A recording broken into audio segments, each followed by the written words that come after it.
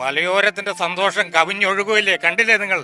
കുട്ടികള് ഇന്നത്തെ അവരുടെ ക്ലാസ് വരെ കട്ട് ചെയ്തുകൊണ്ട് ആണ് വന്നിരിക്കുന്നത്. ഇത് വളരെ ആനന്ദകരവും ആഹ്ലാദകരവുമായ നിമിഷമാണ്.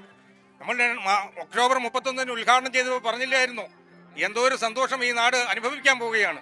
2016 സഖാവ് ജോർജ് തോമസ് MLA ആയിരിക്കുമ്പോൾ വരച്ച ഒരു വരയുണ്ട്. ഈ വയനാടിന് മുത്തപ്പമ്പുഴയും വയനാടുമായിട്ടൊരു കുറുകെ ആ വര ലിൻഡോ ജോസഫ് പൂർത്തീകരിച്ചു. അതിന് ഇച്ഛാശക്തിയുള്ള നമ്മുടെ ക്യാപ്റ്റൻ പിണറായി വിജയൻ തീ കൊളുത്തി. സന്തോഷമല്ലാതെ മറ്റെന്തുണ്ട് നമുക്ക്? ഞങ്ങൾ കടക്കും വയനാട്ടിലേക്ക് 4 വർഷങ്ങൾക്ക് ശേഷം, അല്ലെങ്കിൽ അതിനിപ്പുറം. അപ്പോൾ കാണാം, ഞങ്ങൾ അരിയും പച്ചക്കറിയും എല്ലാം പോയി മേപ്പാടിയിൽ പോയി ഈ തുരങ്കത്തിലൂടെ വാങ്ങിക്കൊണ്ടുവരും. അതാണ് ഞങ്ങളുടെ സന്തോഷം, അതാണ് ഞങ്ങളുടെ വിജയം, അതാണ് ഞങ്ങളുടെ ആത്മാർത്ഥത. ഇതിന് തുരങ്കം വെക്കുന്ന പല ആളുകളും ഉണ്ടായിരുന്നു. നിങ്ങൾക്കറിയാം, പശ്ചിമഘട്ട മലമേഖലകളിലൂടെ കടന്നുപോയി വലിയ തുരങ്കം. ആ തുരങ്കപാത ഞങ്ങൾ സമ്മതിക്കില്ല എന്ന് പറഞ്ഞൊരു ഭാഗമുണ്ട്.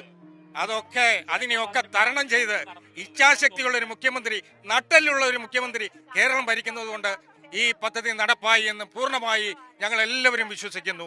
അത് തന്നെയാണ് ഞങ്ങളുടെ ആഹ്ലാദം, അത് തന്നെയാണ് ഞങ്ങളുടെ സന്തോഷം, അത് തന്നെയാണ് ഞങ്ങളുടെ നിവൃത്തിയും.